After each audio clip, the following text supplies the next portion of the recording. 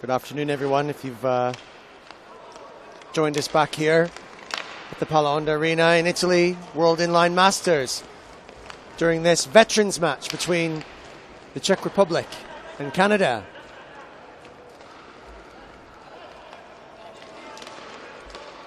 We took a short break to do whatever it is that it takes to continue to bring this live stream and this live event to you from the slopes of the Dolomite Mountains. I've been downstairs trying to arrange a couple of the gents to come up and speak with us here in the booth, and hopefully we'll get my colleague and friend David Inzati. He's the general manager of the World Cup this year and last year, and I would say is singularly responsible for bringing us this next level of World Cup, and I'm looking forward to introducing you to him as we watch this veterans clash that will determine the placings 3 and 4. This is bronze medal.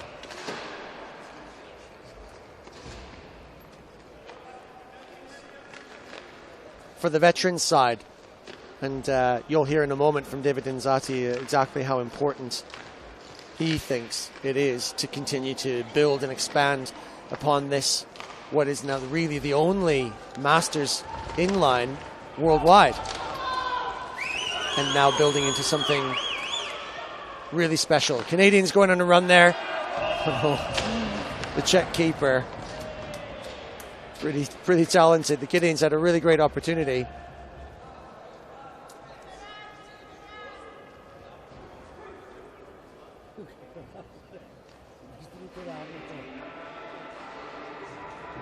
Two on nil. Maybe could have made the back pass. Fancied it himself. No dice. And the Czech player, for his troubles, manages to wipe out a referee too. Welcome. Hopefully a few of you stuck with us through this short little lunch break. An important ritual in this country, to say the least. And we expect that now we will be back in full presence for the rest of the afternoon as we bring you finals day here at the Pala Arena. As the Canadian veteran grabbing a hold of anything he can get to try and eke out an advantage in this match where the scores are tight. The Czech lead the Canadians by 3-2.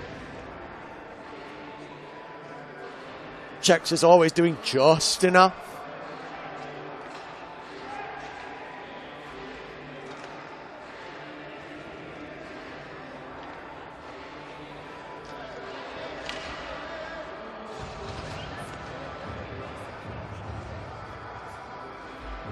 Canada at this level and the veterans have every bit as much of a huge hill to climb, as they will be facing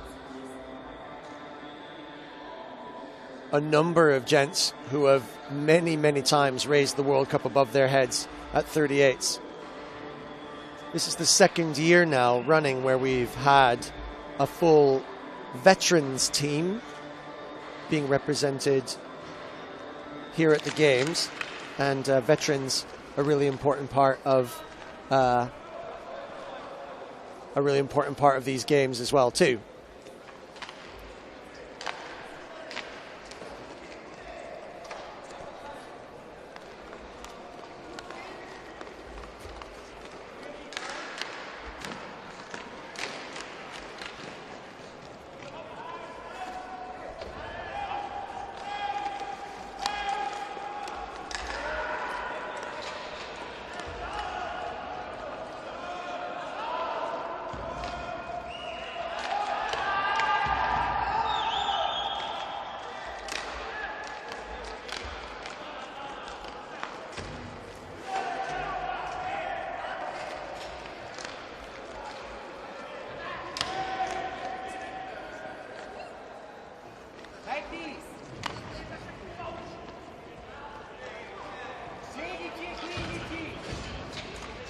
Number 7 in the Czech team, Martin Mekara, I would say one of the three most prominent figures in the development of Masters Inline.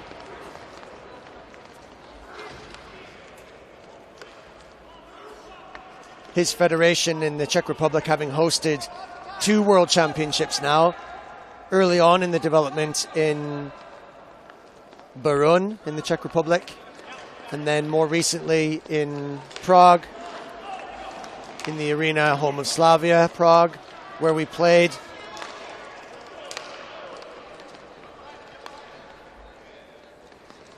And Martin as a team manager and prominent in his own federation in the Czech Republic for Inline, is a real a fixture in pressing forward and developing and growing this increasingly important fixture in the great umbrella world of the sport of hockey in all its forms: wheels, ice, young and old, and the different federations.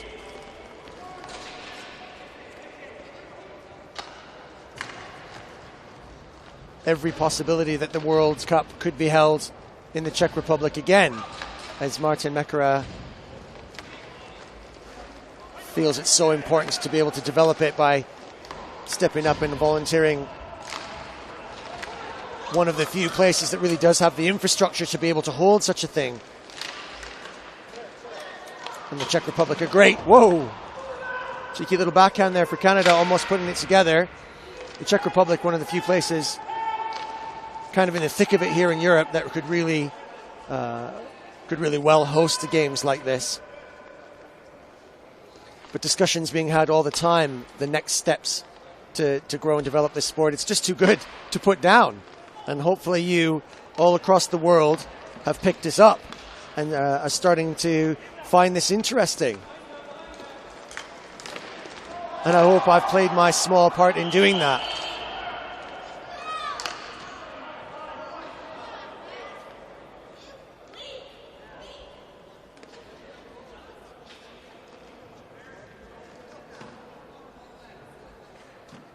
The Canadians, family and friends who are here in attendance watching, having traveled so far, had to come and support their boys, their dads, uncles, elderly gentlemen. But it be hard for you to tell by looking, considering the pace and pressure they're putting out there on this rink for our entertainment's sake, and for their passion.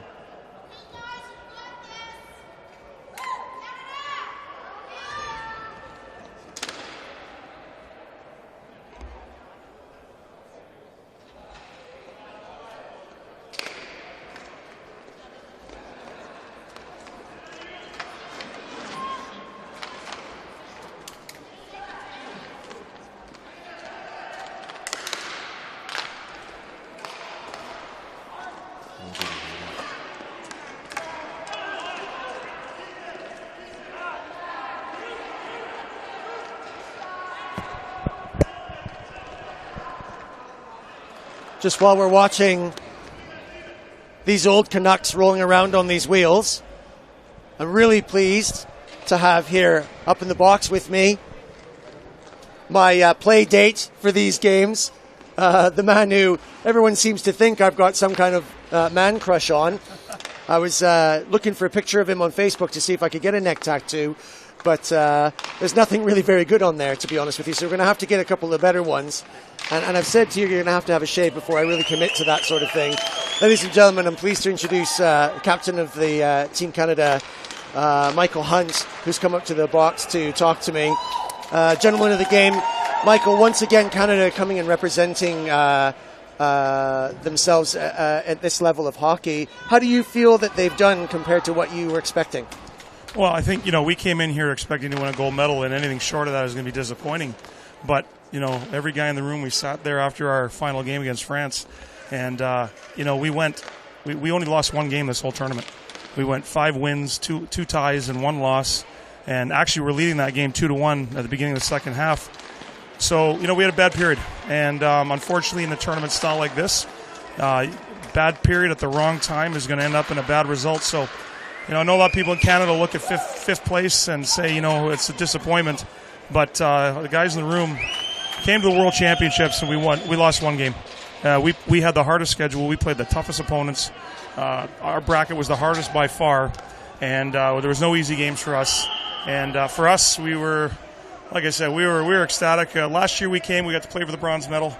This year I thought our team was stronger, and but consequently so is every other nation's teams. They're getting stronger as 36-year-olds turn to 37 and 48s turns to 49s type thing. So But for us, we're keeping our heads held up high. We have nothing to be ashamed of. Like I said, we lose one game in the whole tournament, and unfortunately, it was just the game that we needed really to win. And absolutely. But other than that, the event's been unbelievable as usual, and it's just going to get bigger and better. Yeah, and it's so important for teams like Canada and the USA to come here and really kind of stretch the tournament. But as I was saying to Carl earlier on, as he was up here in the booth having a chat away, really surprised by the level and the standard of the play, and maybe slightly different type of play. How do you think Team Canada can sort of go back and consolidate and adjust to this kind of slightly different type of hockey that they might be used to playing? Well, I think the biggest thing for our guys in our room and our organization is trying to figure out how to get over the quick jet lag of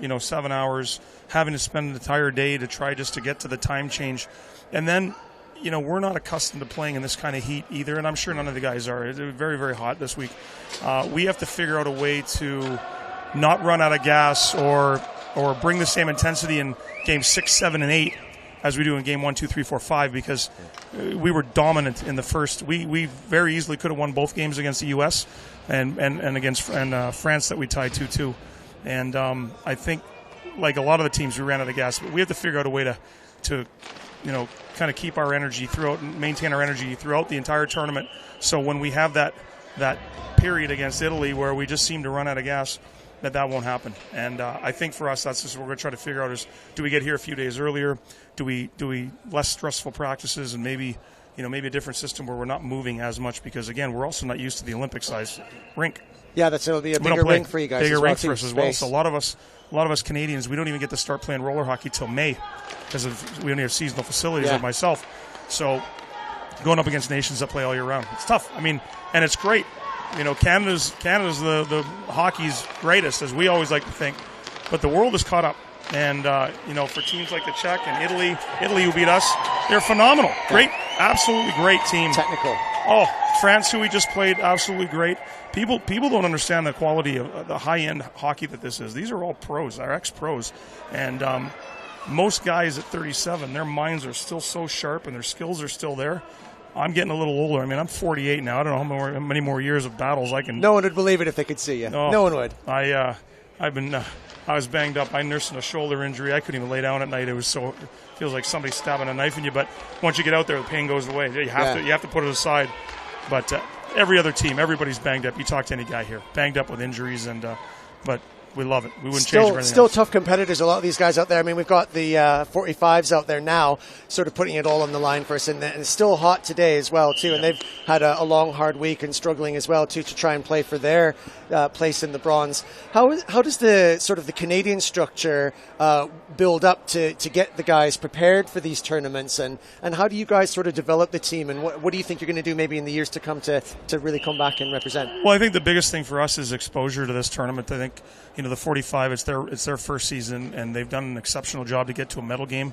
And they're playing, I believe, the defending champions here to a 3-2 down by one goal in the bronze game. So for us, it's just a matter of getting exposure. All of the people that are watching back in Canada right now who have dads or brothers or family playing in this game everybody will see it and they'll say, hey, wait a minute, maybe I can do that. Yeah. And I didn't know it was this competitive. And a lot of people don't understand how competitive this is. So for us, it's getting exposure to all the players who are 37 and over and 45 and over to come to our tryout systems, which we have. Again, we're a bit hamstrung because we don't get to start until May.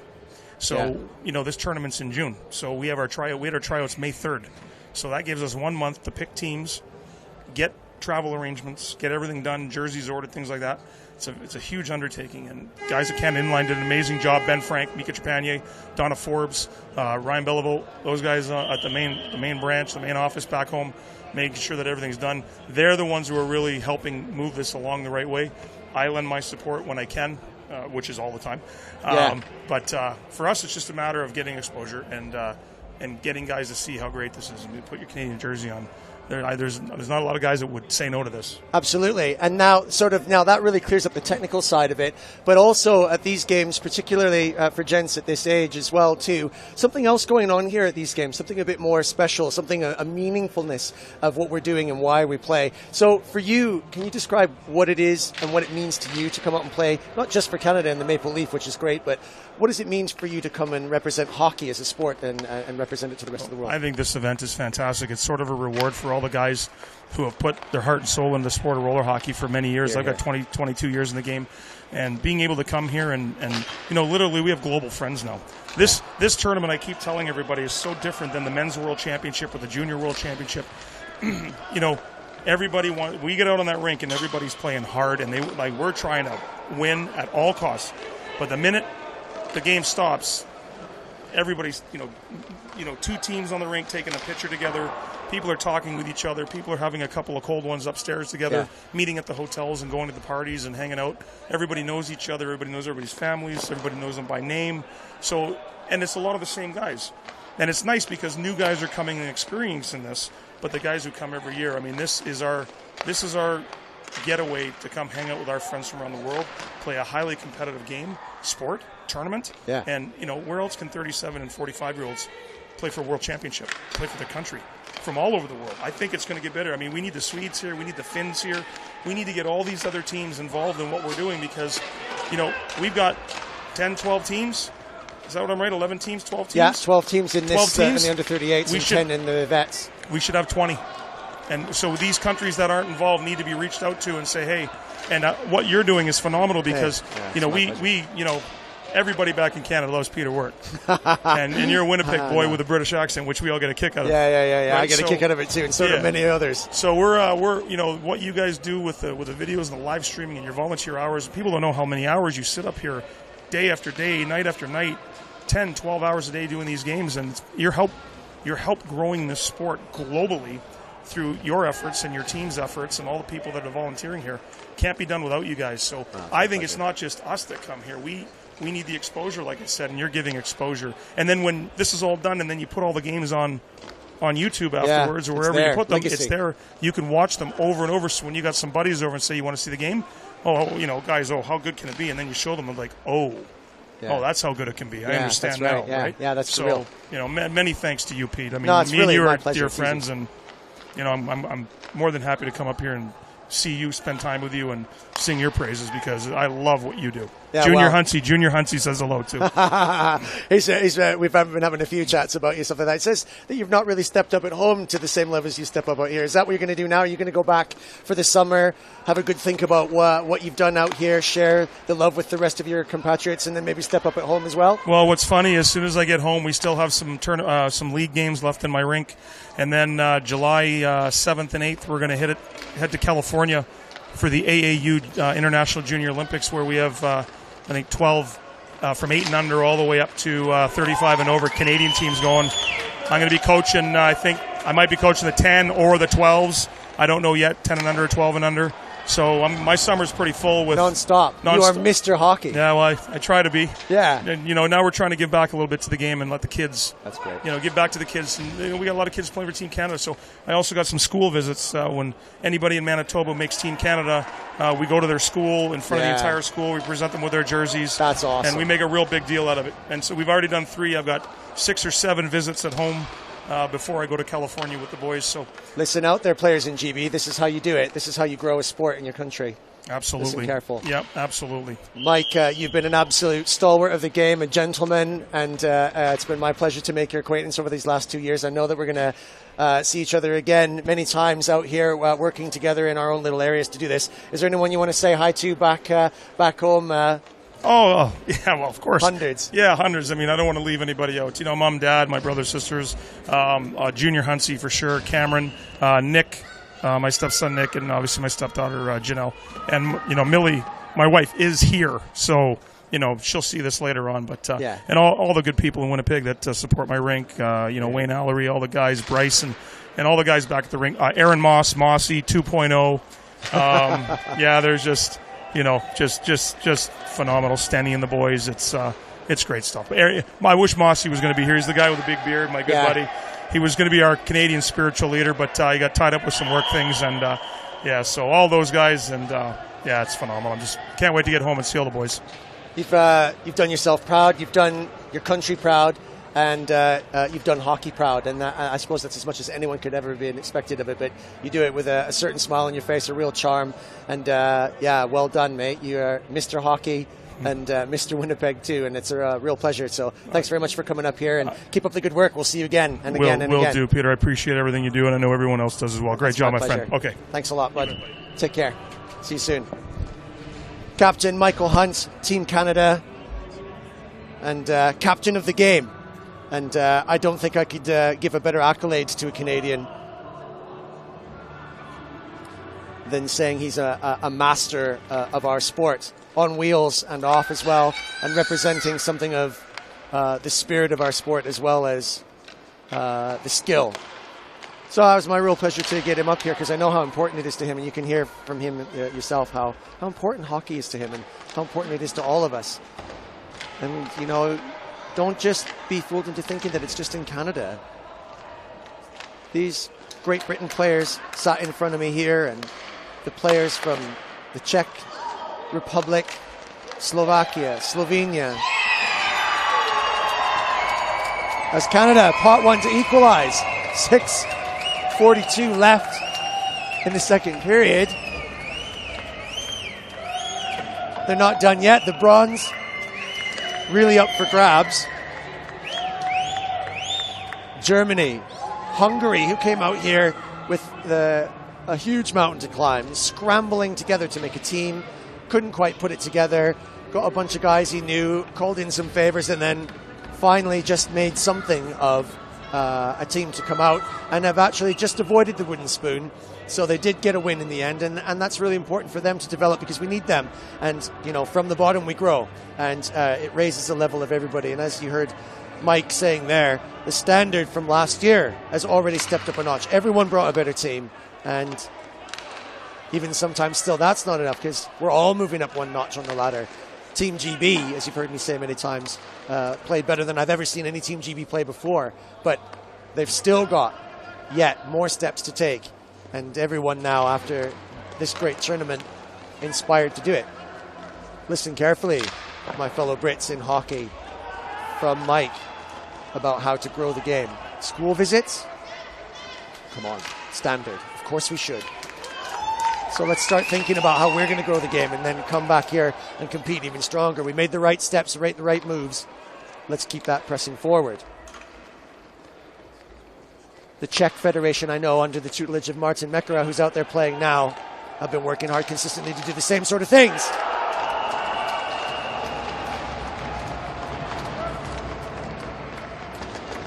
And you can see to them, too, the passion is just as important. Winning at hockey. A huge hockey nation, the Czech Republic here.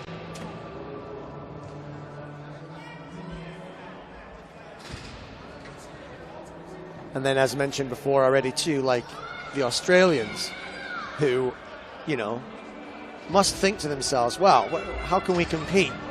How can we represent ourselves in this sport that's so dominated by, the northern countries, the winter nations, the winter sports specialists? And they do. And they do it with a certain kind of charm that's not just hard to ignore, but impossible not to appreciate. They themselves brought a really good team here, better than they expected, and have done tremendously well and taken everyone to task. But still, their expectations are rising. We couldn't do it without him. It wouldn't be a world championship without teams like Australia, arguably making some of the very biggest sacrifices, and they've been doing it 8 years on the trot without question. So they deserve a great deal of appreciation on our behalf. And I will definitely be dragging up someone here to speak a little bit about their contribution as soon as I can get a hold of them. Might be outside and maybe enjoying a little bit of sunshine and a couple of frosty ones. That's where I shall be shortly today. We've got 4 minutes and 49 seconds left in this really close bronze medal veterans match at the World Inline Championships. Little passions flaring there as these two equally balanced teams are pushing themselves to the max. As you can see on the replay, the puck bobbling up there on the Canadian keeper, and then just quite unexpectedly popping right back down into his front breast pocket.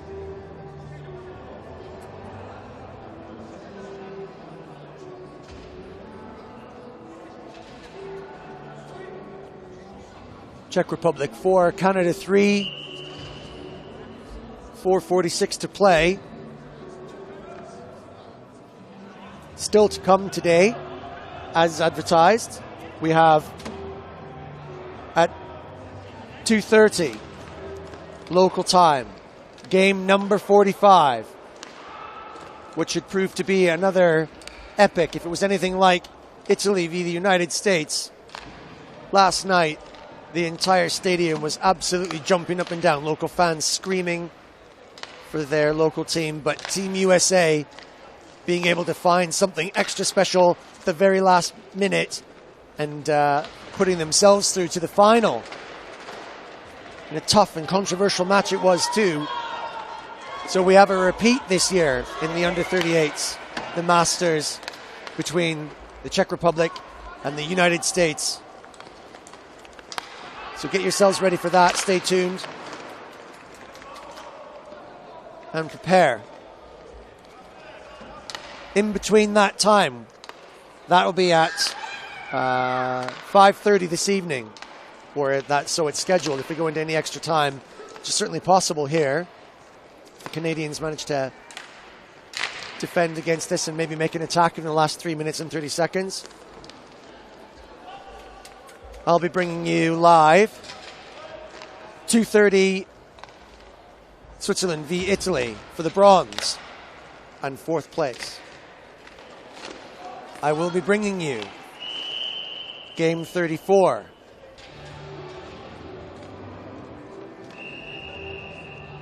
Which is the US versus Slovakia in the veterans.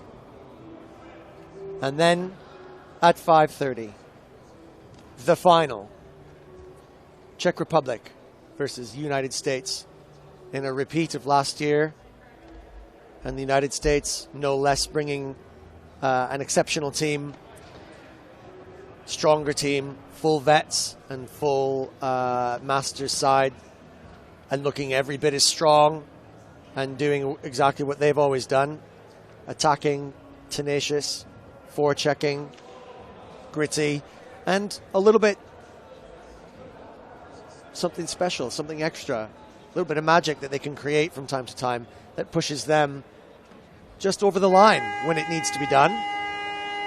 However, the Czech team, who wobbled a little bit in these preliminary rounds, didn't quite put together their very best, but didn't need to. They don't go beyond maybe what is necessarily required at any time.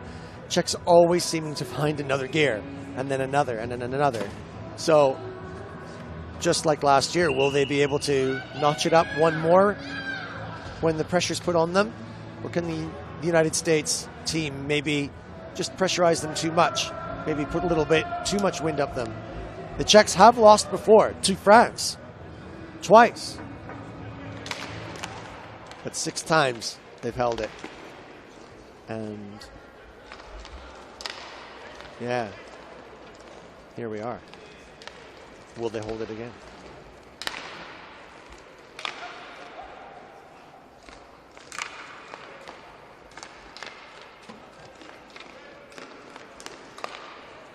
Three minutes left to play here, and it looks like they might hold it in this match, at least for the bronze.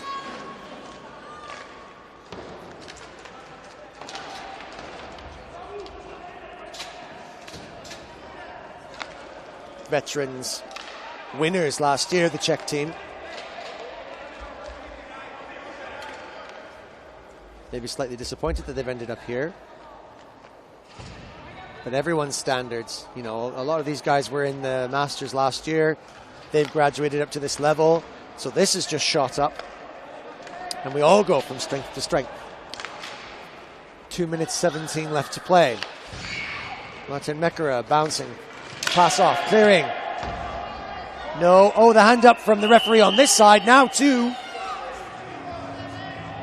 Sticks littering the floor. So let's have a look at the little replay here. I think the Czech player was playing for that a little bit. It was certainly enough to maybe disrupt a little bit of the balance. As the stick goes in, player number 55 just getting caught underneath the wheel there. Again, if it's an influential trip, he dropped his stick early enough, but he's going to get to sit for his trouble. If the trip is influential, it does get called.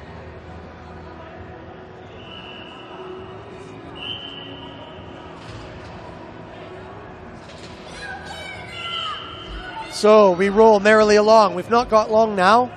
2 minutes left in this bronze medal veterans match between the Czech Republic and Canada.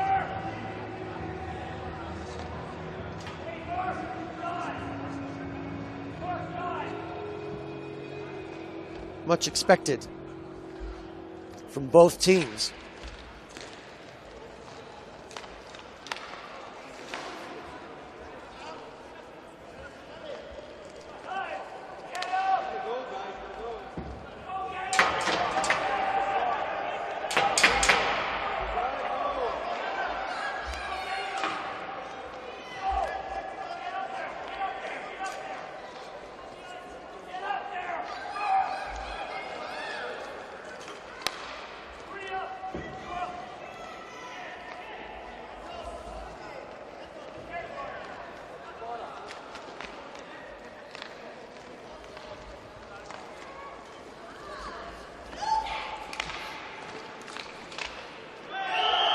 Czech team now organizing themselves on this power play.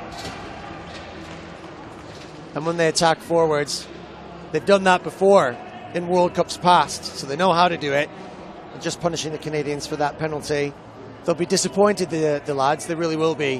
121 might not be quite enough time to get 2 goals back. It's certainly not impossible, but it's tricky, especially in this heat.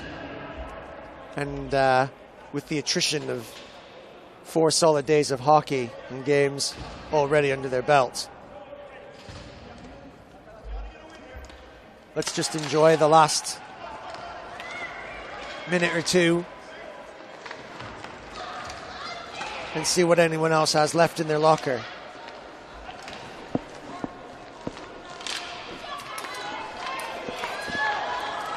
The Canadian contingent seem to think that they can do something. They're not giving up.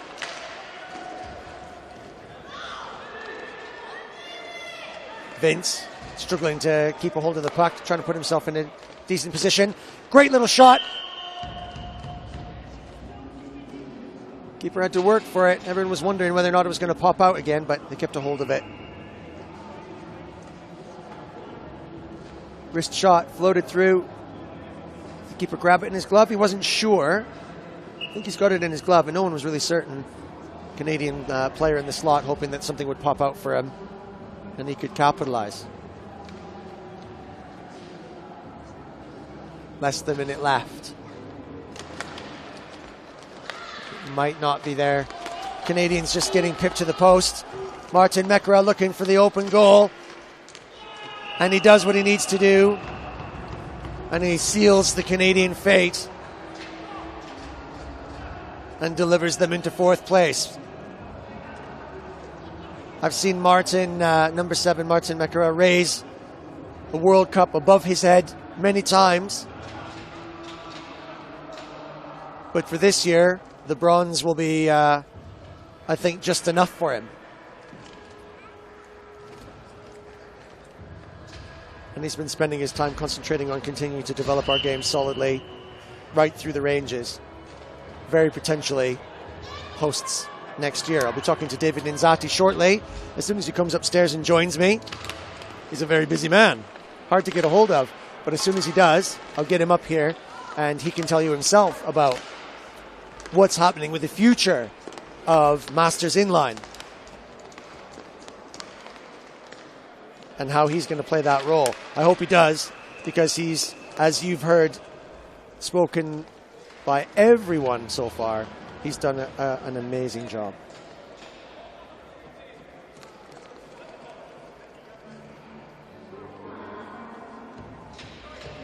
Should be said, to be honest with you, that while we're at it, that I'm so pleased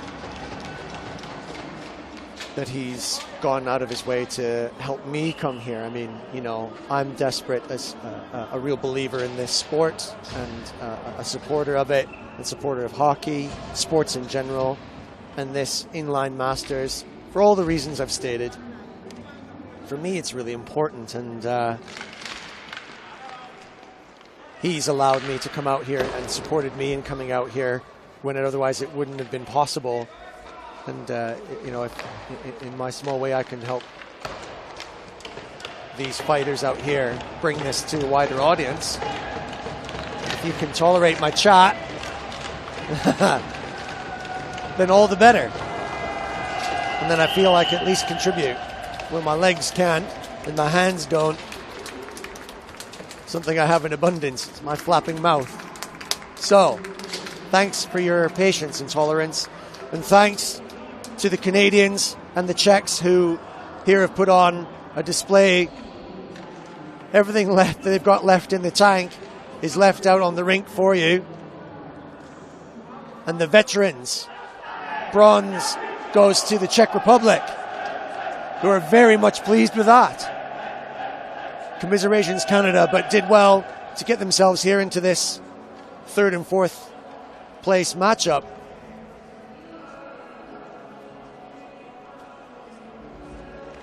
And every bit, as they've said many times in their bios, very proud to represent Canada no matter what the circumstances and situation.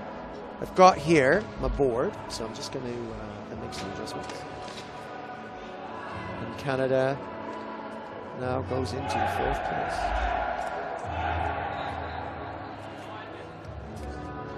The Czech Republic into bronze.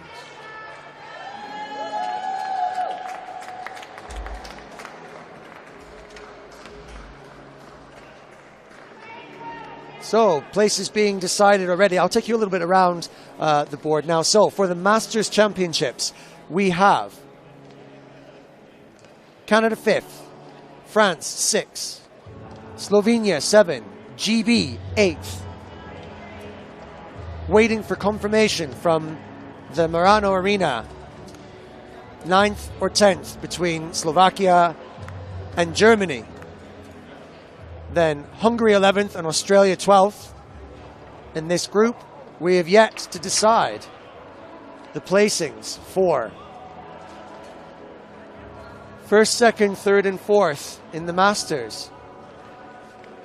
And first and second up here for the veterans. And we're bringing you those matches live today.